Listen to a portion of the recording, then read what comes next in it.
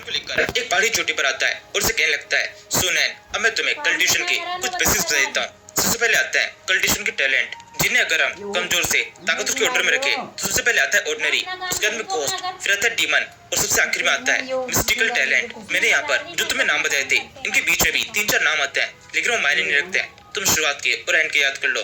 Talent के बाद में आते हैं कल्टिवेशन के स्टेज। कल्टिवेशन के अंदर टोटल 7 स्टेज होते हैं, जो कि इनिशियल स्टेज स्टार्ट होकर इंपीरियल स्टेज तक जाते हैं। इन सभी स्टेजेस के बीच में फिर इतना डिफरेंस है कि कल्टिवेटर फाइट के अंदर अपने बॉडी के अंदर से कितने कल्टिवेशन पावर को अनलीश कर पा रहा है। किसी भी कल्टिवेटर का स्टेज और टैलेंट जितना शानदार होगा, वो कल्टिवेटर फाइट के अंदर उतनी शानदार तरीके से अपनी पावर्स को यूज कर पाएगा। इन्हीं सब कल्टिवेशन के बीच में एक एक्सेप्शन भी है, जिसका नाम है डिमोनिक गॉड कल्टिवेशन स्टाइल। जिस कल्टिवेटर को ये स्टाइल आता है वो फाइट के अंदर अपने से भी ताकतवर कल्टिवेटर से फाइट कर सकता है। इस तरीके के कल्टिवेटर बाकी भीड़ से पूरी तरह से अलग हो जाते हैं। इनकी पावर बाकी कल्टिवेटर से कंपैरिजन में ज्यादा तेजी से बढ़ती है। इतना शानदार स्टाइल होने के बावजूद भी इस पूरे वर्ल्ड के अंदर केवल मैं अकेला ही हूँ जिसको ये स्किल आती है, या फिर कहना चाहिए कल तक मैं अकेला था, अब तुम्हें भी ये स्किल आती है। तुम भी डिमोनिक गॉड स्टाइल जानते हो, लेकिन अभी तुमने इस स्टाइल को सीखना शुरू किया है, इस वजह से तुम्हारे पास बहुत ज्यादा कम है। इसलिए मैं तुम्हें रिकमेंड करूंगा इस स्टाइल के बारे में ज्यादा लोगों को मत बताना। अगर लोगों को इस बारे में पता चल गया कि तुम डिमोनिक गॉड स्टाइल को सीख रहे हो, तो ऐसा हो सकता है बहुत सारे मर्डरर तुम्हें मारने के लिए आ जाएं, क्योंकि कोई भी नहीं चाहता इस टाइम पर कि किसी के पास में भी इस तरह की स्टाइल हो। सुनैन कहता है, मास्टर आप बिल्कुल चिंता मत कीजिए, आप यहाँ पर जो कुछ मुझे सिखा रहे हैं उस सबको मैं कभी भी बाहर रिवील नहीं करूंगा।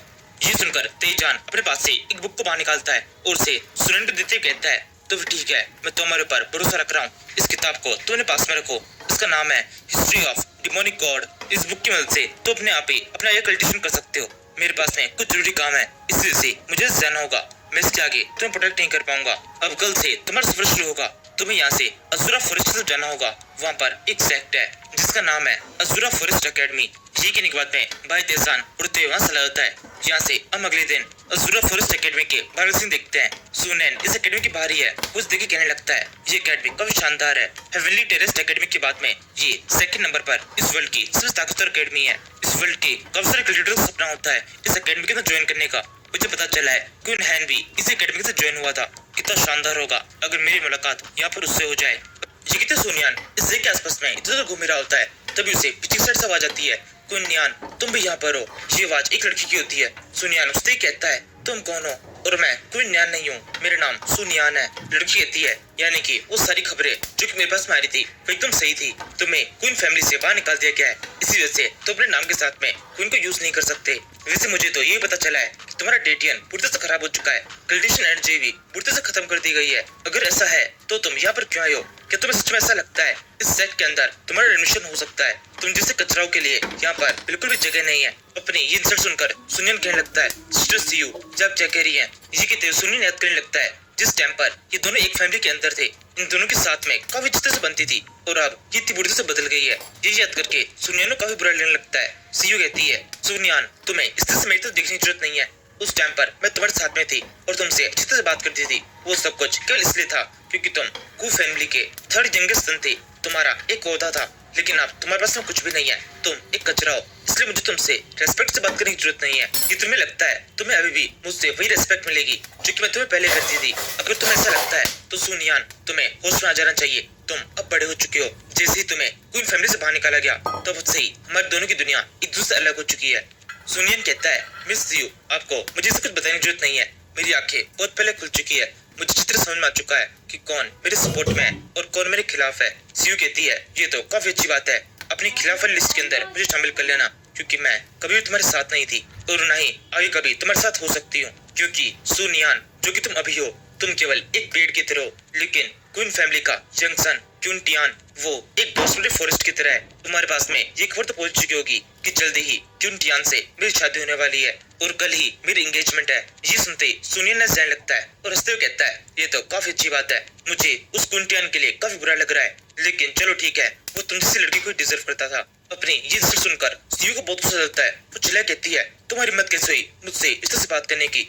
इसी टाइम पर भीड़ में से एक बंदा बाहर निकलता है जिसका नाम क्वीन हैन है। जाके बढ़ते हुए कहता है, एक इचरे वहीं पर रुक जा और जल्दी से सीयू से माफी मांग। क्वीन हैन की ये धमकी सुनने के बाद में यहाँ पर जितने बंदे होते हैं वो सब के सब सुनैन की तरफ देखने लगते हैं और उसे पहचान भी जाते हैं। उनमें से कहता है, ये तो वही है जिसे क्वीन फैमिली से रात हमारा निकाल दिया गया था। और अब ये यहाँ पर दोबारा से आ गया है और अब दोबारा से इस यहाँ से भगा दिया जाएगा। इन सारी बातों के जवाब में सुनियन कहता है मैं किसी से भी माफी नहीं मांगूंगा। ये सुनते ही क्वीन हैन आगे बढ़कर सुनियन के ऊपर एक जोर अटैक कर देता है, जिस सुनियन ब्रेसलेट टॉस करके उसे गाल पे एक रख के थप्पड़ मार देता है और उसे जोर से अपने पाँव में गिरा देता है। ये देखकर सियू कहने लगती है ये कैसे हो सकता है, इतनी आसानी से इतनी जोर का थप्पड़। इसी टाइम पर क्वीन हैन अपने गाल मसलते वापस से खड़ा होता है और कहने लगता है ये तुम कैसे कर पा रहे हो, तुमने ये करके अपनी डेथ को और ज्यादा मुश्किल बना दिया है। अब या तो यहाँ पर तुम मरोगे या फिर मैं इस फाइट के अंदर अपनी कंडीशन की पूरी एनर्जी खत्म करके खुद की सोल को इस बॉडी से फ्री कर दूंगा। यही कहते हुए क्वीन हैन अपना एक और अटैक रेडी कर लेता है। उसके पीछे टाइगर का एक बहुत खतरनाक ऑरा दिखाई देता है। ये देखकर सबके सब उम्मीद करने लगता है कि ये मुक्का पड़ने के साथ ही सुनियन खत्म हो जाएगा। क्वीन हैन भी सेम ऐसे सोच रहा होता है। वो आगे बढ़कर सुनियन के मुक्का मारते हुए उसे कहने लगता है संभालो इसे, इस मुक्के के बाद में तुम खुद को संभाल नहीं पाओगे। तभी एकदम से इस मुक्के का एक बहुत ही फुसकी रिजल्ट निकलता है। सुनियन वापस से क्वीन हैन के गाल पर एक थप्पड़ मारकर उसे साइड में पटक देता है। इस दूसरे थप्पड़ के साथ ही क्वीन हैन के दोनों गाल सूज जाते हैं। सुनियन कहता है तो फिर अब तुम क्या कहोगे, क्या अभी भी मैं एक कचरा हूँ। ये सुनकर क्वीन वापस से उठने लगता है और कहता है नहीं ये नहीं हो सकता, मैं क्वीन फैमिली का यंगेस्ट सन हूँ, तुम मेरे साथ में इस तरह का बिहेवियर नहीं कर सकते, तुम्हें जल्दी से मेरे सामने झुकना होगा। तभी एकदम से सुनियन चिल्लाए कहता है एकदम चुप हो जाओ, अभी तुम्हारी बारी है, उसके बाद में क्वीन फैमिली की बारी आएगी। ये कहते हुए सुनियन अपने भाई क्वीन हैन के मुंह पर एक जोर से लात मार देता है। इस लात के पड़ने के साथ ही क्वीन हैन बहुत दूर से गिर जाता है। ये देखकर सियू कहने लगती है ये कैसे हुआ, सुनियन क्या सच में तुम इतने ताकतवर हो। सुनियन कहता है डर चौंकने की जरूरत नहीं है, मैंने उसे मारा नहीं है, वो केवल बेहोश हुआ है। ये सुनने के साथ ही सियू के सारे वक्त और जज्बात बदल जाते हैं। वो कहने लगती है सुनियन प्लीज मुझे माफ कर दो, अभी जो मैंने तुम्हारे साथ बिहेव किया था वो असल में मेरा नहीं था, मैं बस ऐसे ही तुम्हारे बारे में चिंता कर रही थी, इसी वजह से मेरे मुंह से कुछ गलत वर्ड निकल रहे थे, लेकिन असल में मेरे दिल में दिमाग में सब जगह पर तुम्हारी बहुत रिस्पेक्ट है। कैसा रहेगा हम दोबारा से एक नई शुरुआत करें। सुनियन कहता है सीईओ अब तुम बड़ी हो जाओ, तुम और मैं साथ में ये पॉसिबल नहीं है।